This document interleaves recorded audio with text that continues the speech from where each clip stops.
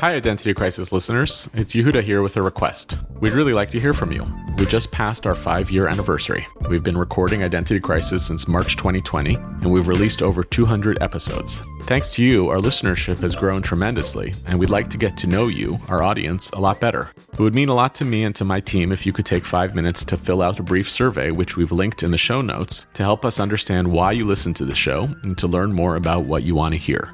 We continue to strive to deliver high-quality, engaging content that addresses the biggest questions facing the Jewish people so that we can all have better conversations about these pressing issues, and your feedback will help us do just that. To thank you for your time, we're going to randomly select 5 lucky people and send you Identity Crisis swag. Again, the link to the survey is in the show notes. The survey will be open till May 30th. Please don't miss the chance to share your insights with us. We look forward to hearing from you. Thank you.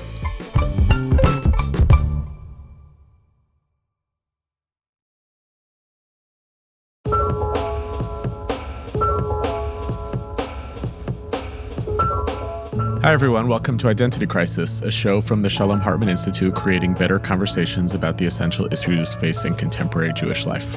I'm Yehuda Kurtzer. We're recording on Wednesday, May 14th, 2025. So if you look back on history, what were the trends, the indicators, and the specific historical events that ultimately led to the Nazis' implementation of the final solution and their attempt to exterminate world Jewry? And how much time do you have? You could start the clock with the long history of European anti-Semitism and anti-Judaism, both the populist kinds and the theological kinds. You could do the political history of European Jewry, tracing the precariousness of the alliances that Jews maintained or had to maintain with royals and barons, and how that positioned them, made them vulnerable to the rest of the people. Or you could look at the rise of nationalism and the alienation that created for Jews who were consistently excluded from national stories of the places where they had lived for centuries. You could point to specific aspects of the rise of Nazism, like the economic conditions in Weimar Germany, Hitler's anti-Jewish writings and beliefs that interlaced his hatred of the Jews with every aspect of his consolidating of power, and the rise of eugenics and race sciences. And you could look at the specific historical decisions that the Nazis quickly undertook, both in discriminatory laws and the licensing of extra-legal violence against Jews, which normalized state anti-Semitism and paved the way for it to become systematic persecution. You'd have to explore the rise of authoritarianism in Germany more generally, and how the dismantling of public trusts and key democratic institutions made it possible for the Nazis to consolidate power and crush all the forms of opposition that might have held them back or held them accountable. And then there's also the unfolding of the war, American non-interventionism, the invasion of the Soviet Union and the systemization of mass killing, the ruthless Nazi bureaucracy that made it all happen. And then there were the German people themselves and the Ukrainians and the Poles and many more, who not only allowed all of this to happen, but who often opportunistically and gleefully made it possible. And I probably missed a few other things in there, but the point is, the rise of Nazism was both a complicated phenomenon with many interlacing forces and factors, but it was also understandable and visible. A lot of those forces and factors were happening in real time, and not just now in historical retrospect, but then at the time. And although there may have been little for European Jews to do to withstand this genocidal tidal wave against them, we still hold in our memories with some fear and suspicion that maybe there were things that our leaders could have done then that might have saved more of us. And I think that the central fear that animates many Jews today, and especially the folks in Jewish communal leadership, the thing that keeps them up at night, is the question of whether we, are missing the signs, choosing the right steps to use our voice, our agency, power, access, and resources to avoid what could happen if anti-Semitism here and now takes on the force and political opportunity that it had there and back then. That's the fear, and it's why, of all the texts in Jewish tradition that are wheeled out to talk about leadership and its burdens, one of the Jewish texts most frequently cited by Jewish leaders and the most evocative is that from the 4th chapter of Esther, when the queen is hemming and hawing about the decree that's come out from the king and Haman to kill the Jews, and she's worried about losing her status, and she's worried about her secret identity, and she claims that she can't do anything because protocol demands that she has to be summoned in a particular way. And Mordechai responds to her that if she remains silent in this moment, the Jews will find salvation some other way and she will disappear from history. And who knows, he asks, whether you have found your way to your position of power, if not exactly for this moment. Now, none of us know the moment for which we are born. Some people, the Talmud says, acquire the meaning of their lives in a single instant. To insist that acting here and now in any particular way is that exact moment for which you were born, that's a tricky claim, especially if we keep using that verse at all times in such a way that it dilutes the particular significance of any moment. But we Jews today have a dual problem. We remember the Shoah, the Holocaust, in our bones and in our souls as if it was recent. And we have this almost debilitating fear that we're somehow going to miss the signs again. And that fear is always nipping at our heels. And here in America, we're witnessing a rise of anti-Semitism that it can't be accurately or perfectly analogized to the rise of Nazism. So we can't quite know what the actual indicators or signs would be that would awaken Mordechai's words properly in our actions and in our politics. We feel the rise of anti-Semitism, but whether it's because of fear of analogy or fear of guessing wrong, we are held back. I feel sympathetic to the struggle that many Jewish leaders have today in navigating this tension. I feel it myself frequently in the question of when do I choose to use my voice on any particular moral issue? When do I use my platform? When do I cry out from a place of urgency what it means sometimes to choose to stay silent? I think that struggling with those questions is good practice for all of us. If you're certain of your choices all of the time, I am scared of you. But even as I identify with that struggle, I got to say I'm pretty mad that many key Jewish institutional leaders in our community seem to me to be missing some pretty clear signs, to put it generously, or maybe worse, making some bad choices about what they're cautioning against and what they might be enabling in today's fraught anti-Semitism moment. Ultimately, I'm not sure that Mordechai's comment is right. Maybe it's not a single moment when we become conscious of our role. Maybe what we need is a deeper awareness by those who hold power of the constant current of choices that they sit atop, and that those folks exhibit both humility and curiosity to pay attention to those choices and the conviction to use their power and agency correctly and definitively. But I got to say, I don't feel particularly optimistic. I'm joined today by Abe Foxman, a Jewish leader who is as close to a household name that we have in our national Jewish community. Abe Foxman served as the head of the Anti-Defamation League, the ADL, for nearly 30 years until he stepped down in 2015. During that time, he grew the organization considerably and positioned the ADL as the kind of chief public information organization nationally on anti-Semitism and as a kind of public arbiter of the Jewish community's views on anti-Semitism. He himself is a child survivor of the Shoah, and his leadership, I found, always reflected both his own personal narrative, but also a broad sense of responsibility for communal and shared concerns. In recent months, he's also become outspoken about the Trump administration, especially most recently on Holocaust Remembrance Day, and that stance has set him apart from some other Jewish institutional leaders who have been, let's say, far more circumspect in how they engage with and criticize the president. Hi, Identity Crisis listeners. I know you come to us for better conversations about the essential questions facing Jewish life. So I have another podcast I want to recommend to anyone who loves the thought of exploring those big questions without expecting neatly packaged answers. On Wondering Jews with Michal and Noam Weissman, and Michal Biton, who you may remember as having been a guest on this podcast and is a longtime personal friend and colleague, invite their listeners to join them in wondering together about the big questions being asked by and about Jews, bringing curiosity, humor, and lively debate. So if you're looking for another thought-provoking show that favors the journey over the destination, check out Wondering Jews with Michal and Noam. You can subscribe wherever you get your podcasts. Thanks for coming on the show today, Abe. And I thought I would start just by asking you to paint a little bit of a picture of what you think has gone wrong in this rise of anti-Semitism. I think, obviously, throughout your tenure at the ADL, you were chronicling and documenting and talking about anti-Semitism as an ever-present force. But it does feel like we're in a different conversation today in 2025 than we were in the 80s and 90s. And what do you think has happened over that period of time that has made this situation become more acute? Thank you, Yehuda. Well, first I would say that the other thing that guided me and some of us is another phrase that we say every year, B'chol dor v'dor omdim aleinu, b'chalotenu. And that is a deep understanding that anti-Semitism is a yesh. It was, it is, and it will be. That it is a disease without an antidote and without a vaccine. And so in my 30, 50 years, I understood that it was always there.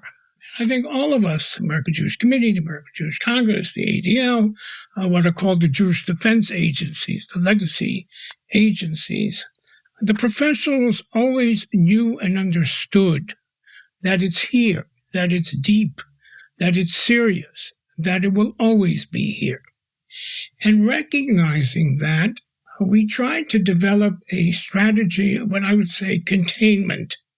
You're not eradicating it, you're not defeating it, you're not ending it, but if you can, with all the elements that exist in the society, develop a strategy of containment, we'll be in a better place. And I would say, maybe somebody else would say, but not me, but I'm here and you're asking me. I think we were successful in the last 50 years of using the elements that were out there: civility, truth, memory of the Holocaust, coalitions, legislation, litigation, all the elements that made our society what it was, to keep anti-Semitism in the gutters with the cover on. And it worked in the sense, if you take a look at the last 100 years in the United States, from Leo Frank till Pittsburgh, 3 Jews were killed in the United States because they were Jews. In 100 years, millions were killed all over the world because they were Jews. And 2 out of the 3 were because of the Middle East, Meir Kahane and the yeshiva student David Halberstam. So it's really one classic case of anti-Semitism in Crown Heights. We broke all barriers: political, cultural, economic, you name it, academic, all these things that were barred to Jews because they were Jews didn't disappear, but they were not part of the American tradition. So if everything was so wonderful, what happened? Well, first of all, I need to say our warnings, and we issued reports every year. Nobody listened. And the people who should have listened, the media didn't listen, they didn't care. Okay, they had other reasons. But the people who should have listened, the Jews, ignored us, said we were creating these facts because we were fundraising.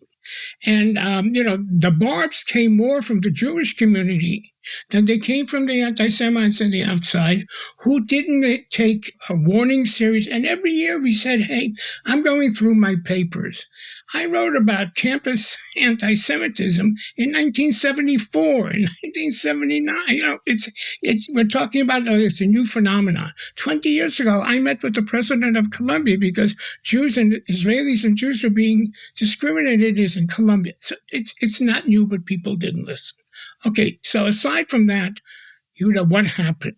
What happened is the world changed. The world changed in the last 10 years. Trump is part of it. I would call it Trumpism. It's not Trump per se. I don't think he's such a chacham that he knows what he's doing. But he broke all taboos. Probably the most significant thing that he did to hurt us, and again, he didn't do it to hurt us, is to destroy truth. True anti-Semitism, racism is the big lie. Can you imagine if Goebbels were in this position that we're in? But he destroyed the truth. He destroyed media. These are elements that we used for the last 50, 100 years to fight anti-Semitism, to counteract it, to argue it, etc.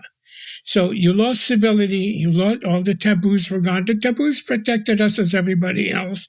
We lost truth, we lost media, and we have the internet. We have a new phenomenon, which, as I would say here, if Goebbels had, probably could have conquered the world. Because now, all of a sudden, I remember I went to Palo Alto many, many times. I wrote a book 10, 15 years ago called Viral Hate. People didn't pay attention. But all of a sudden, the geniuses in Palo Alto created a super highway where misinformation and disinformation were easily transmitted in nanoseconds globally. And what's the number one hit on misinformation and disinformation? What are the conspiracy theories all about? Jews, Jews, Jews. Mm-hmm. I remember Mark Twain, 140, I don't remember, he wrote an essay about Jews and anti-Semitism, and he said wherever he went, there was anti-Semitism. Rich people, smart people, stupid people, atheists, religious. So part of the problem is that there is no one reason. Anti-Semitism serves the right and the left, fascism and communism. It serves the rich and the poor. It metastasizes. And therefore, we come to a realization that since there is no one reason and it serves so many purposes, it will always be with us. Mm-hmm. And the atmosphere totally changed. And that brings it to your question, what's the role of Jewish leadership? Okay. I thought in my time it was tough. Compared to what it is today, it was easy. Okay, you said a lot of things, and I'm very persuaded by a lot of them, so I'm going to pick up on a few different pieces. One that you didn't name that I've been laser focused on for years now, and I wrote about this 5, 6, 7, 8 years ago about how I argued that hyperpartisanship in America was the biggest existential threat to Jews, because in some ways what you described as the container that made possible the suppression of remote radical ideas, conspiracy theories, the rupture of taboos, one of the other forces that it relied upon was broad consensus politics in America that sidelined marginal viewpoints. And both parties, by the way, have been complicit in this through the process of gerrymandering, where you make districts that are super red and super blue. And there was a powerful example of this recently with the Anti-Semitism Awareness Act. One of the wildest stories that I feel like I've seen in a long time, where Republican members of Congress are insisting that an anti-Semitism bill focuses very heavily on anti-Israel activism because they see that as a left problem.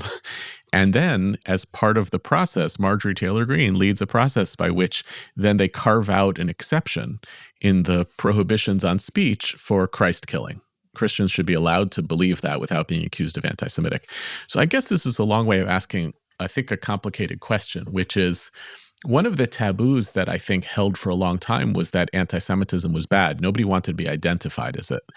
Today, it's still the case. Marjorie Taylor Greene doesn't want to be called an anti-Semite. Anti-Israel activists don't want to be characterized as anti-Semite.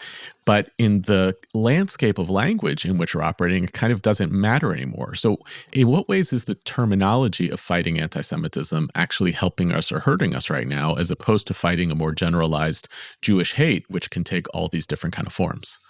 It dawns on me, I didn't mention the word Israel. Yeah, we'll come to Israel for sure. Yeah. And neither did you. And yet, when it comes to issues of definition, issues of bipartisanship, et cetera, Israel, pro-Israel, plays a major role in terms how we used to define anti-Semitism. We define it now, whether it becomes an issue of conflict. And what I would say, Israel has become the Jew amongst the nations. And so when every nation is allowed, the Jews not allowed, et cetera, and then it becomes. But I believe that in my years, the most sacred possession we thought we had developed was bipartisanship. Bipartisanship on race, on anti-Semitism, on Israel. I remember many years ago, we took missions to Israel of congressmen, Democrats and Republicans.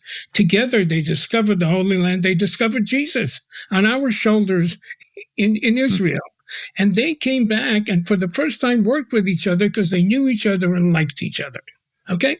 Then comes a period in our time, and, Sheldon Adelson Zichrono Livracha, and he decides, no, we're not going to have joint missions bipartisan. We'll only take Republicans. So the Democrats started taking Democrats and Republicans. We, ourselves destroyed by partisanship.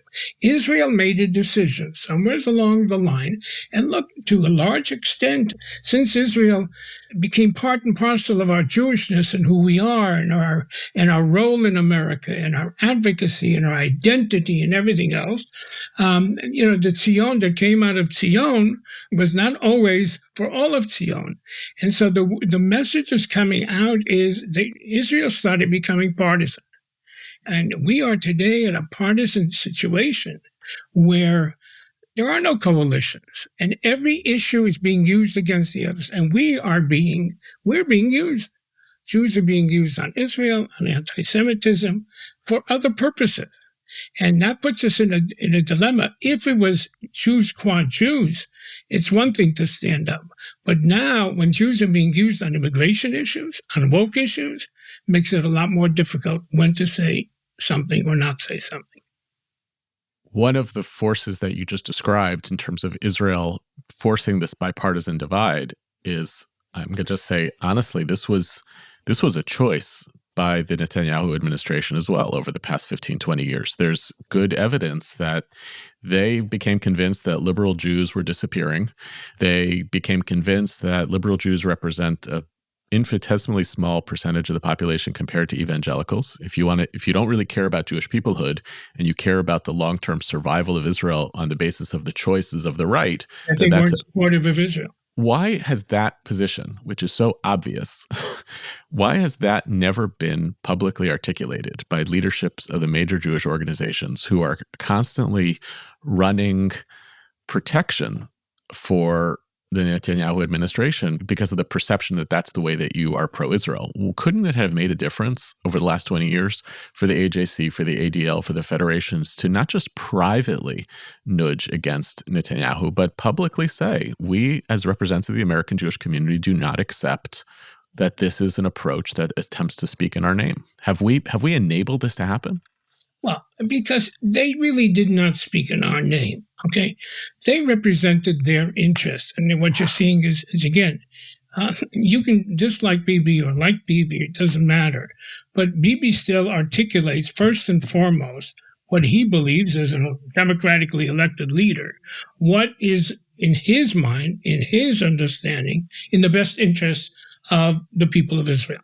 So for us to second guess that, and you want us to second guess it, if you support Israel, and Israel is not at peace, and Mashiach hasn't come, and we haven't resolved. So the only issues that that I remember we ever took on are the internal issues of respect amongst Jews. I've always said that support for Israel will not disappear on the issue of settlements, but it will disappear if Israel does not respect other Jews. How, that it starts defining Jews in one way. And so why should my children and grandchildren care about Israel in the future if half of them or 80% of them don't think they're Jews? So this is the only issue, Yehuda, that the Jewish community more spoke out, because who is a Jew and who's a rabbi determined in Israel impacted on us. The other issues, how to carry on diplomacy, foreign policy, it would really be chutzpahdik for us to substitute our wisdom to his wisdom. Now, the option that we had is not to follow. That means we didn't, he went into the Trump camp. Yeah. American Jewry is not following him into the Trump camp. Elements of American Jewry are, but they were there for other reasons as well. But again, it would be really chutzpahdik for me to substitute my opinion, my view of what is in the best interest of the lives and safety of Israeli citizens. And as long as they're a democracy, I said a while back during the judicial crisis reform, I was asked, I remember, by the Jerusalem Post, Abe, you've always said your support of Israel is unconditional. And I said, yeah, unconditional as long as Israel continues to be a democracy. And as long as Israel continues to be a democracy, whether I like Bibi or not, he's going to determine how to carry on his foreign policy. To what extent I support it publicly? Again, Israel is at war. Israel is still under threat. So these are not decisions that we're talking about in an abstract. And October 7th changed a lot of it. If we were moving Yehuda in your direction, where the American Jewish community was becoming more comfortable being critical, and it was, and then came October 7th, and you know what? Criticism is a luxury that Jews feel at this moment they don't have or have less of. But I think I'm asking a slightly different question, which is not about kind of omnibus criticism of Israel's policies. And there, your mileage may vary. I'm more comfortable with it. You're less comfortable with it. I'm focusing on something more specific, which is public criticism of the decision by the Netanyahu government to participate in the partisan polarization in America, which is actually existentially damaging to American Jews. So the state of Israel makes as part of its core claim, right? It makes as part of its core claim that it is both a state for its citizens, like any normal state, but it also sees a responsibility to protect and defend the integrity of Jews around the world, and not just when they arrive. And my observation is that if you and I agree that this partisanship held together around a certain type of support for Israel, and that the Israeli government helped to pull that apart, we should actually be resisting that, which is not an internal Israel issue. It's an internal American Jewish issue. Yeah, Yehuda, Schwarz ist ein Ayid. It's good to be Jewish, but it's tough to be Jewish. It's a great intellectual conversation, but I'm sorry, I know Israel talks on behalf of safety and well-being of Jews, but I know that first and foremost, it's the safety and security of the citizens of Israel. And in the last 50 years, Israel and I have privately disagreed, and I saw them taking positions which would be not positive for diaspora Jews. And again, I understood it, because if I had the responsibility for my citizens, I would take first and foremost. It's, lahavdil, in my area, to me was always, the halo concept, Ivena Nili Mili, but it was always number one. It was always clearly number one. And when you come to current leadership, Jewish leadership, it isn't always number one. They're a little befuddled where it should be, etc. But I always understood that for Israel and Israelis, their safety, their security, their relationship is number one. And I don't like Bibi's embrace of Trump saying he's the greatest president for Israel in history, and then Bibi saying yes. But you know what? I understand. And again here, a lot of people don't like Bibi. The fact is, October 7th, Hamas didn't attack Bibi, it attacked Israel. And it's easy to say, I don't like Bibi, so therefore this and therefore that. That's a luxury that I don't think we have, because the attack, they weren't going to destroy Bibi, they're going to destroy Israel. And so, again, we have certain luxuries here to discuss, and what could be and what should be. There's still a reality out there. Now, I will say to you this. People used to ask me, what keeps me up at night? And my answer used to be Iran, existential threat. Well, no, it doesn't keep me up anymore, because Israel today has a deterrent. It's destroyed Hamas, Hezbollah, etc. And Iran is not an existential threat. What is an existential threat? God forbid, deterioration of the relationship between Israel and America, and Israel and diaspora Jewry. That keeps me up, because we're in a situation where Israel is so dependent on the United States. And being so dependent on the United States, it is dependent on the American Jewish community. But Yehuda, what we saw this week, you have it dated in the program, all the efforts at lobbying, all the efforts at advocacy, all the relationships that be built within 24 hours are down the drain. And it really doesn't matter, because America has changed so dramatically. So again, the questions that you ask, my successors and the Jewish community, the decisions where they stand and where they don't stand, there's no precedent for it. Yeah. And the precedents that we look at in a world that it really doesn't fit. So I have, always intellectually, and I don't compare Has v'Chalila, Trump to Hitler or Hitler. Okay, I don't. There are all kinds of elements that people like to. But I intellectually understood Hitler coming to power. Now I really understand it for the first time. I couldn't understand lawyers and doctors and jurists in the 30s. These were people who saved lives, stood up, and I now see it. I now understand how you can rationalize anything and everything. I'm a lawyer. My daughter's, I don't understand the lawyers, coming down on a knee and saying, Hashamnu, Chatanu, Bagadnu, we're guilty. How do we settle this? I could never understand it then, and now I understand. That's what's very frightening. I will tell you something else. You said I spoke out at the Holocaust Museum on Yom HaShoah. Yeah. The museum is there for one thing, to show never be silent, stand up. So if you don't do it there, but I have to tell you, how many people thank me for my courage? You know how many people have said to me, thank you for speaking up? If this is courage, oy va'avoy lanu. But there is an intimidation. There is a fear here, very, very deep. I know. And that to me is very scary, because I look at my fellow Jews and Jewish institutions, and all of a sudden the Cheshbon HaNefesh is about them, not about Am Yisrael. It's are they going to be targeted? Okay, so maybe we should be quiet. We shouldn't be targeted. And I've said to people, but if he decides to target you, it really doesn't matter what you say or don't say. So you might as well stand up and say what you believe. But it's easier for me because I don't have a constituency. I don't speak for anybody. But I will also tell you, my wife and my kids said to me, we understand you're going to go to the Holocaust Museum and you're going to be you. But you know what? Just think, okay. So I try to do it delicately. I try to do it edel. I try to do it with a context. But I understand the fear out there. I understand the anxiety out there, whether it's the Holocaust institution or tax deductibility. All of a sudden, if tax deductibility goes out the drain, most of the support for Jewish chinuch, education, disappears. So I understand, but still, we have responsibility.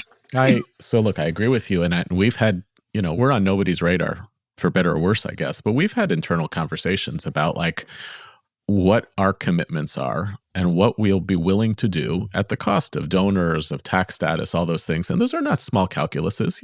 We employ people. It's like a big deal to say we're willing to put it at risk because we believe that we have to say what we need to say. What scares me a little bit is not that people are holding their tongue because of fear. I get that. What scares me is that people are holding their tongue, claiming that it's about fear, but it's actually about self-interest, and claiming that they think that by holding where they are, they keep access. I mean, that's been such a big narrative for so long for American Jewish leaders. Well, I need to have access. But I feel like, well, what's the access for? You have access, say something now. And the fear of jeopardizing that access feels like, well, what's the point of having it if it's not for this kind of rise of authoritarianism? So how do you get people to move beyond that? And it can't be that people wait till they retire. It's not good. I share with you, when Trump ran for office the first time, I went to a mentor. I went to see Henry Kissinger. And I said, Henry, what do we do? And he said to me, you know what you do. I protect democracy, you protect the Jews. So he worked with them, and I think Jews always felt you need to deal with the power to be, not the power to want to be. Yeah. But it is, listen, our relationships, sometimes holding our nose, save Jewish lives and prevent the Jewish suffering. Listen, I went to see the junta in Argentina. Hello. Okay, was this something I wanted to do? No, because most of the students arrested were from social sciences, and they were Jews. They happened to be Jews. And Timmerman was suffering as a Jew, whether I liked his philosophy or not. So, yeah, I worked with Mengistu. I went to see Arafat. So we made these very uncomfortable decisions. That doesn't mean I was right all the time. Right. I worried about credibility. I worried, to me, it was the cheshbon hanefesh I had to give to myself. Okay, and I think what was lucky for me is from whence I came. People say to me, "Oh, you survived, so you can do this." That's the height of arrogance and chutzpah. Yeah. God knows why, but it was simple for me because my focus was always clear. It was always clear. It's what serves best the Jews, the Jewish people in Israel. The answer isn't always clear. The answer is not always clear. After the Iran Revolution, I went to see Ramsey Clark in the Iranian embassy in Washington. Ramsey Clark, and people said to me, "What are you doing?" And Ramsey Clark saved 15 Jews from hanging because I went to see him. Now, and all kinds of people said, "Oh, what are you doing?" So it's not always simple. Now you say, it's not fear, it's self-interest. Well, it's fear of what? It's fear that you're going to lose your position, you may lose whatever. So it's very mixed. What scares me is we can rationalize everything. Yeah. It's so easy to rationalize, and that's the scary part. At one moment, you stop rationalizing and say, "This is way beyond the rational reason why I could or shouldn't do it." It takes a higher plane. And, I don't know the answer. I am worried because I don't see things changing for the better. I don't see light at the end of the tunnel. I don't see it in Israel, and I don't see it here. And again, we're so tied to each other. All of a sudden, Bibi's now talking about we have to be independent. Yeah. Okay, a little late. Yeah. But because all of a sudden his relationship is souring. We don't always have the wisdom. And if we have the wisdom, then we need the courage. We don't always have the courage. I always worried about credibility. Credibility was the most important element in my possession on behalf of the Jewish people. Doesn't mean I made mistakes. But if the cheshbon hanefesh is not losing non-tax exemption, then I don't know. Yeah. But on the other hand, if your institution disappears, you're not there to help or do. I felt that the piece that I felt was particularly courageous was speaking about the universities, because that feels like, to a lot of Jews right now, the situation at universities feels like red meat fight against anti-Semitism, the perception that these places, which I think is not fully accurate, that these places which have deep anti-Semitic ideas embedded in certain departments and certain culture around Israel, but are not, it's not, even like at the campus that we're next door to, there are Jewish students who are thriving on campus. So that narrative is serving a particular set of ideas that are actually not about anti-Semitism. It's actually also about dismantling universities. And you have tried to stand up against that and said, like, I think we have an obligation. I said it almost colloquially. Jews have to learn to walk and chew gum at the same time. And I don't understand why. Thank you, Mr. President, for Jerusalem. No, thank you for banning Arabs.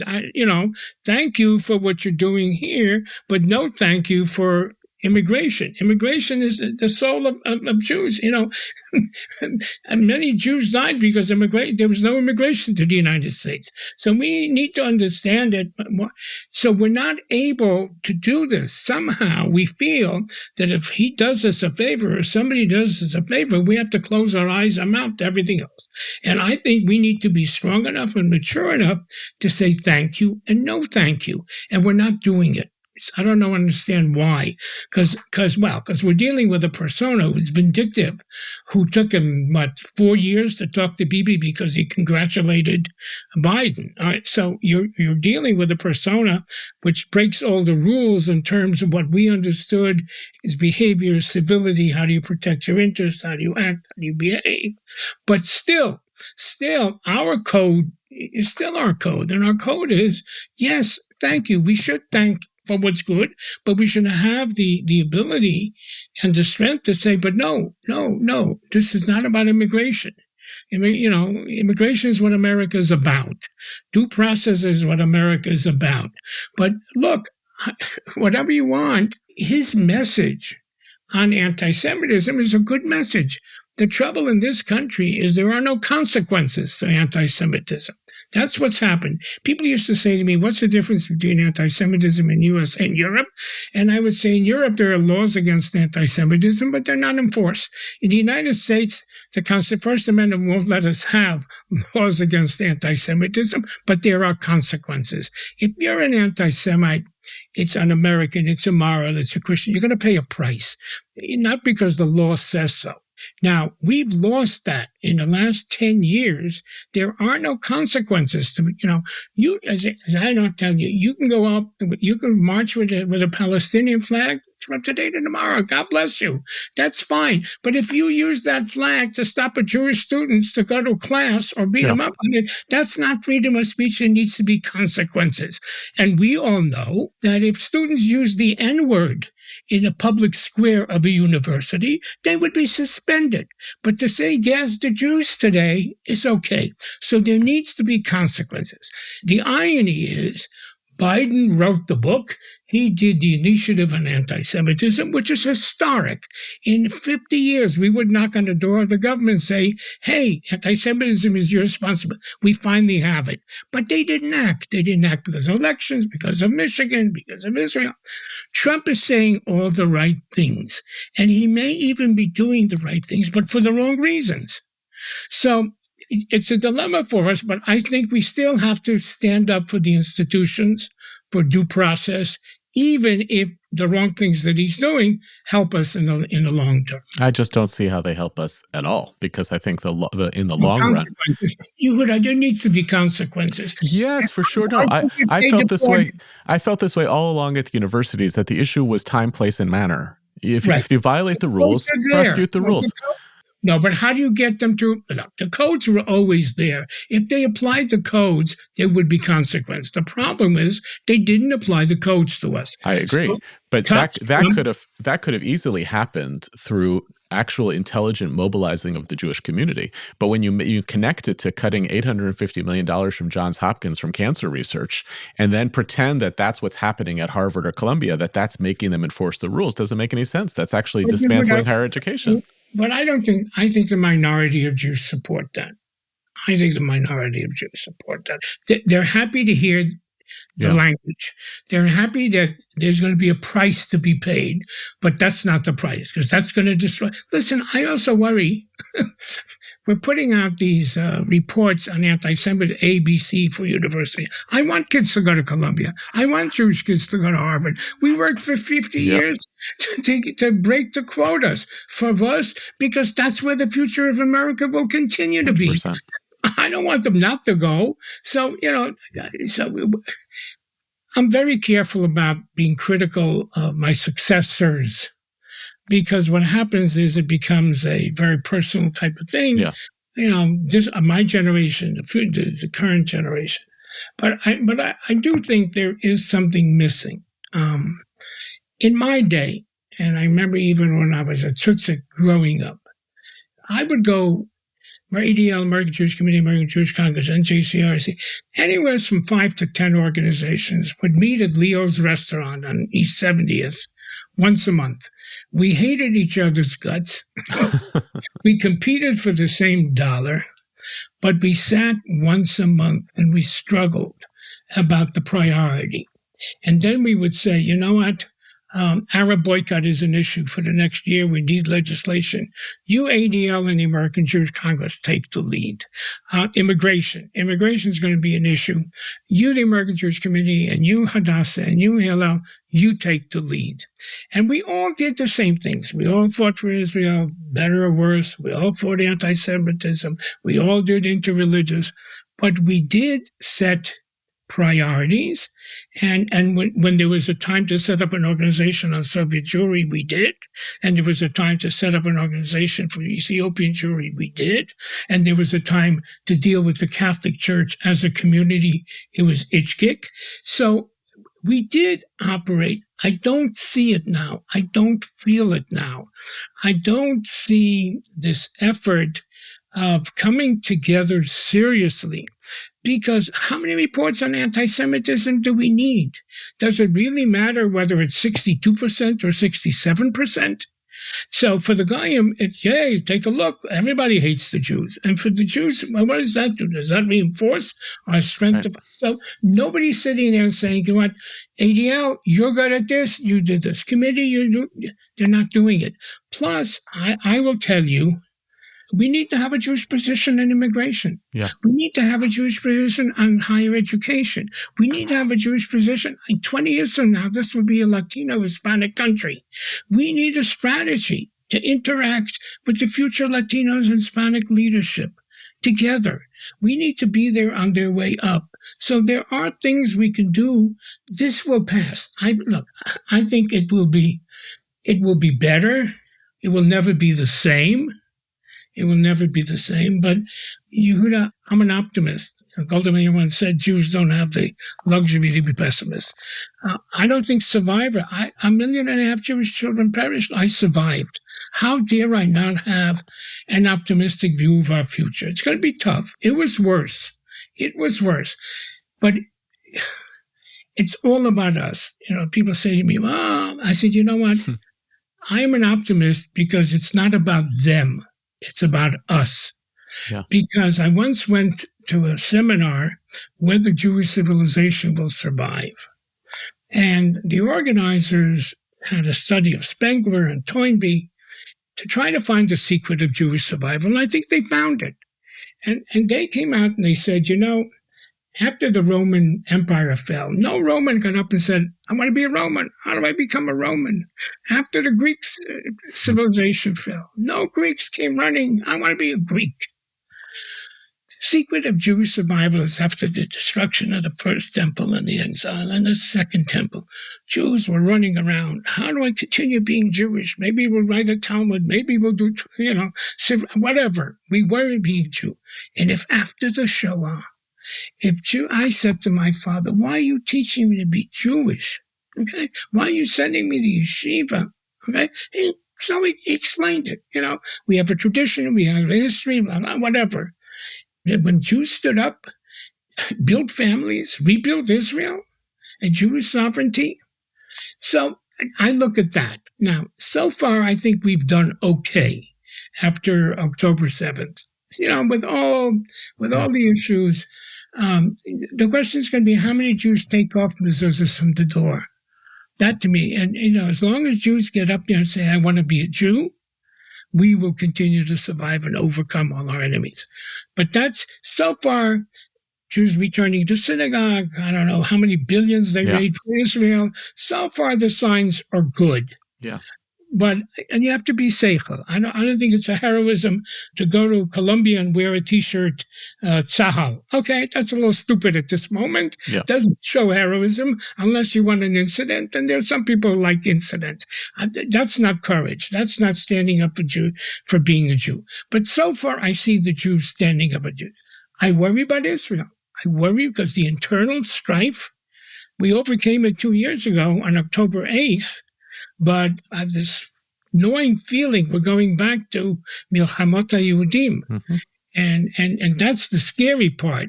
So again, it's not about them, it's about us. And so that's why you're in business. Yeah, no kidding. Well, before I know, and I'm grateful for the plug, but I'll ask you one last question. And it really is like raising the ante. To me, it's not just sufficient to have a strategy about immigration. I really feel that the role of those of us who fight anti-Semitism, who fight hate, have a special responsibility to look out for the vulnerability of others. And here I feel that since your tenure, this has gone away. I remember growing up, when I was in a Jewish day school, Orthodox day school, but the place where I encountered real, serious understanding of racism and hate in America was when I did an after-school ADL program. That's where ADL introduced me, not to how do I stand up for myself, how do I advocate for myself. That I got from my day school. What it taught me was, what country do you live in, and how is immigration of value, and how is fighting racism of value, and what is the multicultural tapestry of this country that we're responsible to. And I have to say, that's gone away. It's entirely been replaced by, if you are fighting anti-Semitism, if you are opposing hate, you're opposing this hate. And now we're going to jeopardize our relationship with the Black community and with immigration advocacy groups because we're just standing up for ourselves. It's just a melee moment. It's who's for me. How does the Jewish community reclaim that the nobility of fighting anti-Semitism is intertwined with the nobility of fighting against hatred to all, that we are intertwined with these commitments? Well, okay, so it's part of our teachings. It's part of Tzedek Terdof is not about us. It's about everybody, okay? So we've always been taught. I remember, AD, we did the first book, The Nation of Immigrants. We did World of Difference, okay, all that. But part of the reality, Yehuda, is that October 7th was a major trauma. People asked me after October 7th, Abe, were you surprised? And my short answer was no. I wasn't surprised, but I was shocked. I was shocked at two things. One was the depth of the hate that was out there, and two, the silence and indifference of all the people that we stood with together. I never believed, Yehuda, when I worked for LGBT or African, it was always for me. It was always because to my values. If I raise the level of respect and tolerance for anybody, it raises the level of tolerance and respect for us. So even in that, it wasn't altruistic. It was selfish as well. The Civil Rights Act of 1964 helped us open up resorts for Jews, because all of a sudden you couldn't discriminate in interstate commerce. Okay, it was done for African Americans, but all of a sudden Palm Beach opened up for Jews because we sued the breakers under the Civil Rights. So I never did. I never spoke out. We never embraced because there's going to be a return. Okay, because we did it again for us, for our values, etc. But I think the trauma of October 7th is so deep still. You can't put on the fingers of both hands 10 organizations that stood up. You can't. And that's for the NAACP, which has no international agenda, to come out with a resolution against arms to Israel in this period. And it becomes hard, to embrace. So we're in a period now whereas the first part of Hillel is going to be a lot more impactful than the second. But again, I believe that the second part is not for anybody else but for us as well. We need to educate. The problem is most Jews don't understand Jewish values, okay? And so that's another problem. That's another. They don't even know what they're doing and why they're doing it. If they only knew, maybe they would embrace it a little bit more. But you're absolutely right. Am levadat nishkan is not. We can't live alone. We can't. Yeah. And we know that Israel certainly can't, and we can't, and we can't. And the problem, a lot of problems of what happened in the Holocaust. But the Holocaust would not have happened if only Germans did it.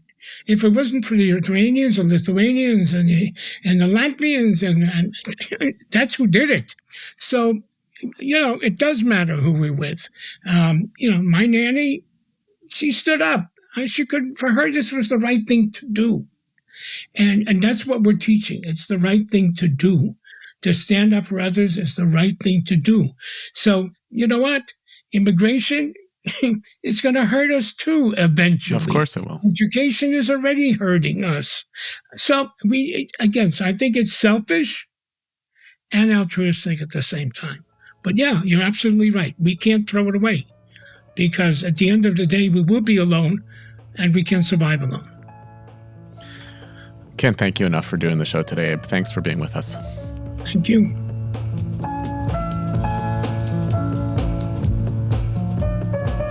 Thanks for listening to our show, and special thanks to our guest this week, Abe Foxman. Identity Crisis is produced by me, Tessa Zitter, and our executive producer is Maytal Friedman. This episode was produced with assistance from Annie Beyer-Chafetz, researched by Gabrielle Feinstone, and edited by Gareth Hobbs at Silversound NYC, with music provided by SoCalled. Transcripts of our show are now available on our website, typically a week after an episode airs. We're always looking for ideas for what we should cover in future episodes, so if you have a topic you'd like to hear about, or if you have comments about this episode, please write to us at identitycrisis@shalomhartman.org. For more ideas from the Shalom Hartman Institute about what's unfolding right now, sign up for our newsletter in the show notes and subscribe to this podcast everywhere podcasts are available. See you next time, and thanks for listening.